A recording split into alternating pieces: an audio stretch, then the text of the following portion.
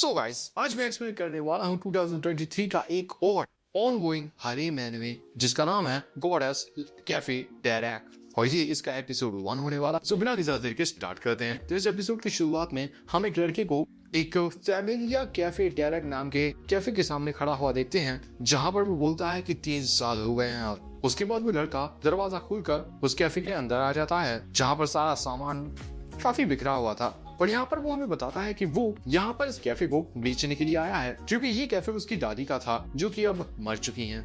उसके बाद वो दरवाजा खोलकर एक कमरे में आ जाता है और तभी वहाँ पर उसे एक लड़की की आवाज सुनाई देती है और फिर हम उस लड़की को देखते हैं जो कि वहाँ पर 2 पीस पहने हुए गलती से हमारे हीरो के सामने आ जाती है और उन दोनों को यहाँ पर कुछ भी समझ में नहीं आता कि क्या हो रहा है। उसके बाद वो लड़की वहाँ पर चिल्लाती है, जिसकी वजह से हमारा हीरो वहाँ से दौड़कर दूसरी तरफ जाने लगता है। लेकिन वो जैसे ही दूसरा दरवाजा खोलता है, वहाँ पर एक और लड़की होती है जो अपने कपड़े उतारे हुई थी। सो हमारा हीरो वहाँ से भी घबरा कर भाग जाता है और बोलता है कि आखिर ये 2 बिना कपड़ों की लड़कियां मेरे इस घर में कर क्या रही हैं। लेकिन तभी वहाँ पर उसे एक और लड़की दिखती है, उसके बाद एक और लड़की दिखती है, उसके बाद एक और मोहतरमा दिखती है जो अलग ही पोस्ट में होती हैं और टोटल वहाँ पर 5 लड़कियां होती हैं। और ये सब देखकर हमारा हीरो काफी ज्यादा हैरान था कि आखिर ये लड़कियां मेरे घर में क्या कर रही हैं। लेकिन तभी वहाँ पर वो दूसरे नंबर की लड़की दौड़ते हुए आती है और हमारे हीरो को एक कराटे चाप मार कर देती है, जिसकी वजह से वो बेहोश हो जाता है। उसके बाद हमें बैकग्राउंड में से हमारे हीरो की आवाज आती है जो बोलता है कि मैंने सुना था कि कुछ गॉडेस एक पुरानी कॉफी शॉप में जो कि बीच के बगल में है वही रहती हैं और वो उस कॉफी शॉप में बड़ी आराम से काम करती हैं। उसके बाद हमें पता चलता है ये वो 5 लड़कियां हैं जो कैफे डेरेक फैमिलिया में काम करती हैं, जो कि हमारे हीरो की दादी की जो कैफे है वो है।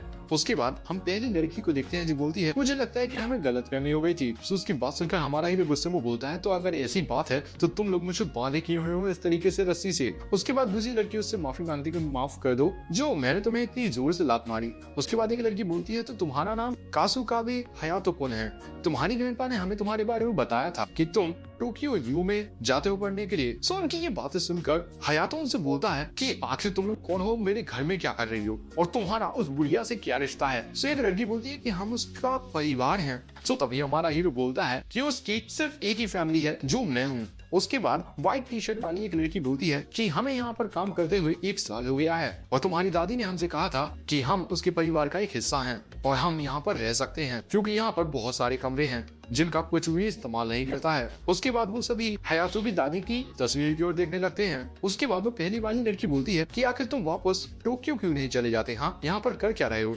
सो हमारा हीरो उनसे बोलता है कि तुम्हें यहाँ पर रहने का कोई भी अधिकार नहीं है और मैं इस घर का कानूनी वारिस हूँ, कानूनी मालिक। सो उसकी बात सुनकर वो लड़की बोलती है कि 3 साल पहले तुमने तुम्हारी दादी को अकेले छोड़ दिया और हमने ही उनके अंतिम संस्कार के भी पैसे दिए हैं। सो उसकी बात सुनकर हयातो बोलता है कि मेरी उस बुढ़िया के साथ एक लड़ाई हो गई थी और मुझे उसकी मौत के बारे में तब तक पता नहीं चला जब तक अथॉरिटीज ने मुझे कॉल करके नहीं बताया। एंड उसके बाद हयातो बोलता है कि मैं तुम्हें अंतिम संस्कार के पैसे वापस कर दूंगा, इसी वजह से मेरी रस्सियां जल्दी से खोल दो और मेरे घर से चली जाओ। उसके बाद सीन बदलता है और हमें बीच का सीन दिखाया जाता है जहाँ पर हम उन सभी लड़कियों को एक साथ देखते हैं और वो आपस में बात कर रही थी कि अब वो हमें उस घर से निकालने वाला है। सो तभी वहाँ पर जो पहली वाली लड़की थी वो बोलती है कि हमें उसे इग्नोर करना चाहिए और वहीं पर रहते रहना चाहिए। सो दूसरी लड़की बोलती है लेकिन कानूनी रूप से तो वो उसी का घर है, सो वो हमें निकाल सकता है। और उसके बाद उन्हें वो बात याद आती है जो हयातो ने उसे कही थी कि वो इस कैफे को तोड़वा कर यहाँ पर एक पार्किंग लॉट बनाने वाला है जिसके उसे काफी अच्छे पैसे मिलेंगे और यहाँ पर समर टाइम में बहुत सारे लोग आते हैं जिसकी वजह से पार्किंग का बिजनेस यहाँ पर बहुत चलेगा।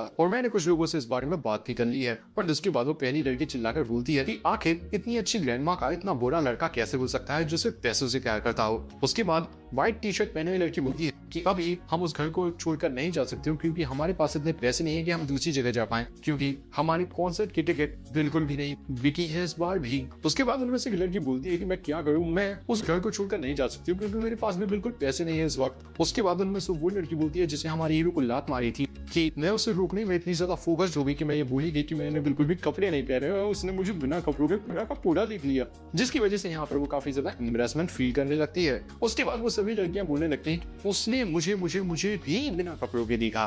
लेकिन तभी अचानक उस ग्रीन टी शर्ट वाली लड़की के दिमाग में एक आइडिया आ जाता है और वो बोलती है कि हम जैसी क्यूट 5 लड़कियां जब एक साथ मिल जाएं तो हमारे पास बहुत ऑप्शन होंगे, क्योंकि वो लड़का बहुत ज्यादा खड़की होगा जिसके दिमाग में सिर्फ गंदी गंदी बातें चलती होंगी। आखिर सभी लड़के बंदर ही तो होते हैं। उसके बाद हम हमारे हीरो हयातो को उसके कमरे में देखते हैं जो वहाँ पर लेटा हुआ सिर्फ यही सोच रहा था कि उसे उन 5 लड़कियों को इस घर में से निकालना है क्योंकि ये मेरा घर है। उसके बाद वो अपनी दादी के साथ हुई अपनी लड़ाई को याद करने लगता है, जहाँ पर वो बोलता है कि भैया मैं इस घर में वापस कभी नहीं आने वाला हूँ। सो उसकी दादी ने कहा था कि जो तुम्हें करना है वो करो। वो ये सब सोच ही रहा था, तभी दरवाजा खटखटाने की आवाज आती है और तभी उनमें से एक लड़की उसके कमरे का दरवाजा खोलती है और हम देखते हैं वो मेड कैफे वाले कपड़े पहने हुए हैं और वो हयातो से बोलती है कि मैं डिनर बनाने के बारे में सोच रही थी, क्या आप हमारे साथ खाना खाना चाहेंगे मास्टर।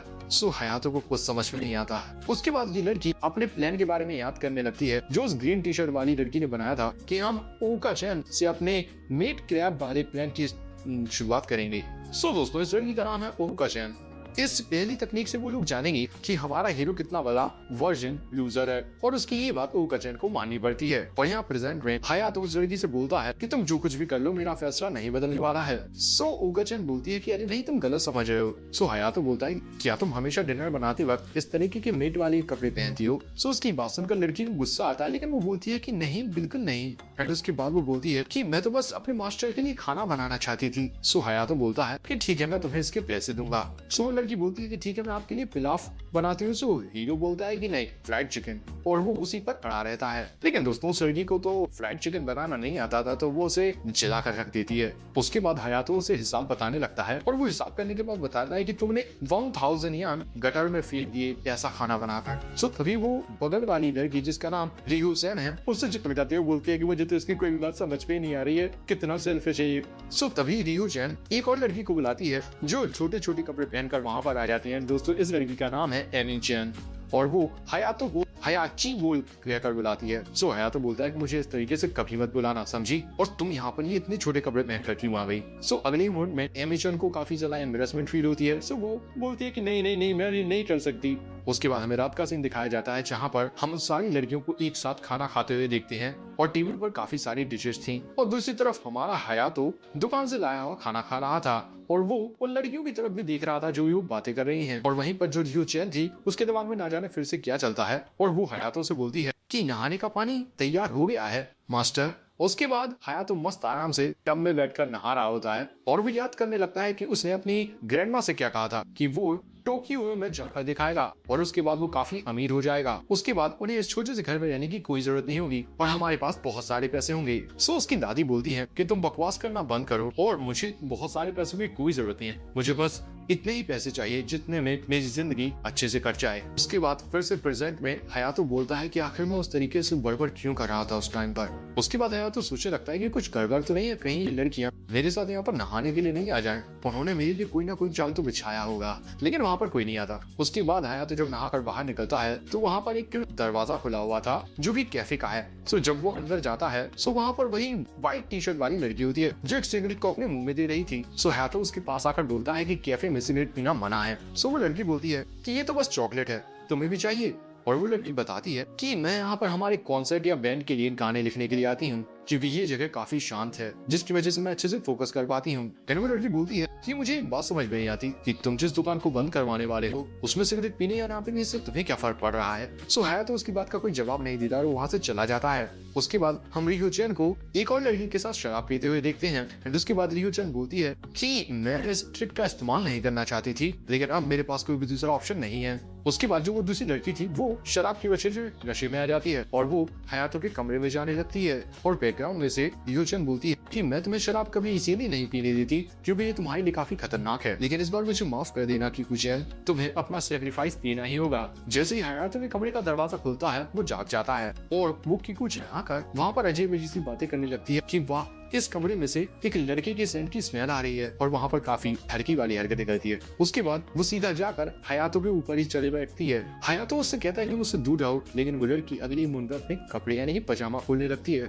मेरा मतलब खोल देती है। और दूसरी तरफ रियो चैन हमें बताती है कि किकू जब एक बार शराब पी लेती है तो बहुत ही बड़ी बेशर्म हो जाती है और उसके बाद रियो चैन अपने प्लान को अंजाम देने के लिए हयातो के कमरे में जाने लगती है। ताकि वो उसे किकुचन के साथ रंगे हाथों पकड़ पाए। और दूसरी तरफ किकुचन अपने पूरे के पूरे कपड़े उतारती जा रही थी। उसके बाद रियुचन एक फोन निकाल लेती है ताकि वो हर एक चीज का वीडियो रिकॉर्ड कर पाए और हायातो को ब्लैकमेल कर पाए। लेकिन तभी वहाँ पर एमी-चैन आ जाती है जो कीकू को खुद हायातो से दूर करती है और हायातो को गुस्से में देखने लगती है। हायातो उसे समझाने की कोशिश करता लेकिन उसकी बात सुने बिना ही वो उसे पीटने लगती है और एमी-चैन ने यहाँ पर आकर रियुचन का पूरा प्लान बर्बाद कर दिया। और वहाँ पर एमी-चैन बोलती है कि मेरे होते हुए ये लड़का यहाँ पर किसी भी लड़की को टच तक नहीं कर पाएगा। उसके बाद सीन बदलता है और हायातो ब्रेकफास्ट करने के लिए बैठ जाता है और ये खाना उसके लिए किकुचन ने बनाया है और किकुचन को कल रात जो कुछ भी हुआ उसके बारे में कुछ भी याद नहीं था। और दूसरी तरफ एमी-चैन हायातो के पास आकर उससे माफी मांगती है कि कल रात का प्लान मैंने पूरा खराब कर दिया, मुझे माफ कर दो। वो सभी ऐसी बातें कर रहे थे तभी वहाँ पर घंटी बजने की आवाज आती है। सो वो सोचते हैं इतनी सुबह कौन होगा, लेकिन हम देखते हैं हायातो ने वहाँ पर 2 लोग बुलवाए थे उसके कैफे का इंस्पेक्शन करने के लिए कि कैफे पार्किंग प्लॉट के लिए कैसा रहेगा। और वो लड़कियां बोल रही थी कि अब ये इस घर को तोड़ने वाले हैं और साथ ही कैफे को भी।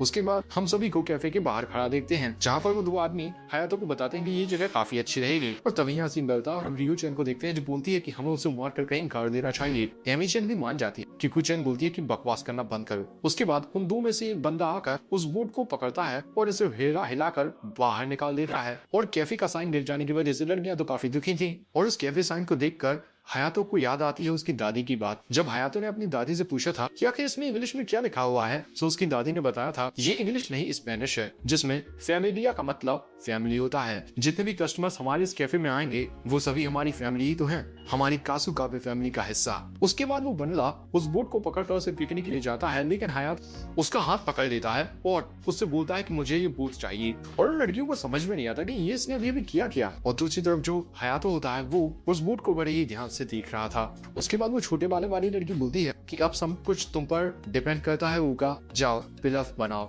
उसके बाद हायातो को हम उसके कमरे में देखते हैं जो हमें बताता है कि उसके पेरेंट्स की डेथ एक कार एक्सीडेंट में हो गई थी और उसके बाद उसका ख्याल उसकी दादी माँ ने रखा। वो ये सब सोच रहा था तभी वहाँ पर दरवाजा खोलकर ऊका आती है जो उसके डिनर के लिए पिलफ बना के आई थी। उसके बाद वो उस बने हुए पिलफ को वहीं पर रख देती है टेबल पर। सो हायातो बोलता है कि मुझे ये नहीं खाना। सो तभी ऊका बोलती है कि ये एक लौती डिश है जो मुझे ग्रैंडमा ने बनाना सिखाई थी और अगर तुम इसे नहीं खाना चाहते तो बाहर फेंक दो। और उसके बाद ऊका वहाँ से जाते हुए बोलती है कि तुम्हारी ग्रैंडमा ने कहा था कि ये उसके ग्रैंडसन की फेवरेट डिश है और वो चाहती थी कि मैं तुम्हारे लिए डिश बनाऊं अगर उन्हें कुछ हो जाए। उसके बाद वो वहाँ से चली जाती है एंड हायातो उसके बाद उस पिलफ को खाने के लिए बैठ जाता है और जो उसे बिल्कुल वैसा ही लगता है जैसा उसकी दादी बनाती थी। उसके बाद वो याद करने लगता है कि एक बार उसकी दादी एक पर्सन के सामने झुकी हुई थी और वो पर्सन उसे बोल रहा था कि तुम्हें इस कैफे को बेच देना चाहिए, तुम बूढ़ी हो गई हो, तुम उसे नहीं संभाल पाओगी। सो उसकी दादी ने उसकी बात को इग्नोर करते हुए कहा था कि मुझे बस कुछ दिनों की मोहलत और दे दीजिए, मैं आपके पैसे आपको लौटा दूंगी। हायातो ये बात एक जगह पर छुपकर सुन रहा था और जब हायातो उस पिलफ की पहली बाइट लेता है तो उसकी आंखों में आंसू आ जाते हैं एंड वो बोलता है कि आखिर इस बुढ़िया को लगता क्या था कि मैं टोक्यो में क्यों जाना चाहता हूँ ताकि मैं अच्छी नौकरी उस बुढ़िया की जिंदगी को अच्छा बना पाऊँ, बेहतर बना पाऊँ और सभी को सबक सिखा पाऊँ जिन्होंने भी मेरी बुढ़िया की बेइज्जती की। और ये सारी बातें ऊका दरवाजे के बाहर खड़ी सुन रही थी और उसके बाद वो बोलती है कि मैं जितना समझती थी ये उतना बुरा नहीं है। उसके बाद हायातो अपनी प्लेटों को धोने लगता है। सही वहाँ पर ऊका आती, वो पूछती है कि आप बर्तन क्यों धो रहे हो। हायातो बताता है कि मैंने खाना खाया है तो मैं ही बर्तन धोऊंगा ना। सो ऊका पूछती है सच में तुमने मेरे हाथ का बना पिलफ खाया, कैसा लगा तुम्हें? सो हायातो बोलता है नॉर्मल था। उसके बाद हमारा हायातो ऊका से पूछता है कि क्या मेरी ग्रैंडमा हमेशा तुम लोगों के साथ बैठकर एक साथ खाना खाया करती थी जिस तरीके से कल तुम लोग खाना खा रहे थे? सूका बोलती है कि हाँ, हम सभी एक साथ मिलकर खाना खाते थे और काफी ज्यादा हंसी मजाक करते थे। हायातो पूछता है कि जब उनकी डेथ हुई तब वो बिल्कुल कैसी थी? ऊका बताती है कि वो हमेशा बहुत ज्यादा हंसा करती थी और बोलती थी कि मैं हंसते हंसते थक गई, इसी वजह से अब मैं लेटना चाहती हूँ। और एक बार जब वो लेटी फिर उसके बाद वो कभी नहीं उठी। एंड उसके बाद हमारा हीरो हायातो बहुत अंदाज में बोलता है कि मैं काफी खुश हूँ कि मेरी ग्रैंडमा उसके परिवार के साथ हंसते हुए हर एक चीज का आनंद लेते हुए इस दुनिया को छोड़कर गई। मैं काफी खुश हूँ। और ये बात मान लो जैसे वो काफी दिल पर लग जाती है। उसके बाद हायातो बोलता है कि मुझे कैफे के सारे अकाउंट्स के खाते दिखा। लेकिन जब हायातो हर एक साल के खाते चेक करता है तो उसका दिमाग खराब हो जाता है कि वो बुढ़िया तो मुनाफा कमाने में बिल्कुल बेकार थी। एंड उसके बाद हयातो बताता है कि तुम पांचों यहाँ पर काम कर रही थी जिसकी वजह से यहाँ का बजट ओवर बजट हो जाता था। उसके बाद हयातो बोलता है कि अब मैं मेरी ग्रैंड माँ की जगह इस कैफे को एक बेहतर जगह बनाऊंगा। सो तभी यूका बोलती है चित तुम यहाँ पर क्यों रहे हुए, तुम्हें तो अपनी टोक्यो यू में पढ़ने के लिए जाना है ना। सो हयातो बोलता है कि मैं 1 साल की छुट्टी लूंगा और यहाँ पर ट्यूशन पढ़ के पढ़ाई किया करूंगा, और 1 साल काम करने के बाद भी मुझे अच्छे रिजल्ट्स नहीं मिले तो मैं इस जगह को एक पार्किंग प्लॉट बनवा दूंगा। सो तभी यूका चैन हैरान होकर बोलती है कि तुम क्या हम सभी के साथ रहोगे अब यहाँ पर। सो हयातो बोलता है कि ये मेरा घर है इसीलिए मैं यहाँ पर रहूंगा, अगर तुम्हें ये पसंद नहीं तो तुम यहाँ से जा सकती हो और मैं इस घर का मास्टर हूँ। सो तभी उनमें से एक एक करके हर एक लड़की मान जाती है क्योंकि उनके पास बजट की बहुत ज्यादा प्रॉब्लम है और वो कहीं दूसरी जगह जाएंगे तो उन्हें वहां पर बहुत ज्यादा रेंट देना होगा। हर एक लड़की इस बारे में अच्छे से सोचती है और वहीं पर रहने का डिसाइड करती है। और दोस्तों बता दूं कि ये जो 5वीं लड़की है ना जिसके छोटे छोटे पीले बाल हैं उसका नाम है अकाने। सो सभी 5 लड़की पे नाम पता चल गए ना, और एंड में जब सभी लड़कियां मान जाती है रहने के लिए तो बेचारी अकेली ओका क्या करती, उसे भी ना चाहते हुए हयातो के साथ इसी घर में रहना पड़ता है। उसके बाद उन लड़कियों को देखकर हयातो बोलता है कि अब मैं ये देखूंगा कि ये लड़कियां जो कि कैफे की गॉडेसेस हैं वो इस कैफे के लिए वरदान साबित होती हैं या फिर श्राप। एंड गाइस इसी के साथ हमारा ये एपिसोड समाप्त हो जाता है। अगर तुम्हें एपिसोड पसंद आया तो वीडियो को लाइक कर देना, चैनल पर नया आया तो सब्सक्राइब कर देना। एंड इस वीडियो पर हमने एम रखा है 10,000 व्यूज का, वो भी एक हफ्ते में। सो इससे कंप्लीट कराने के लिए जल्दी से इस वीडियो को अपने फैमिली फ्रेंड्स परिजनों के साथ व्हाट्सएप, इंस्टाग्राम, फेसबुक पर शेयर करो। एंड इसका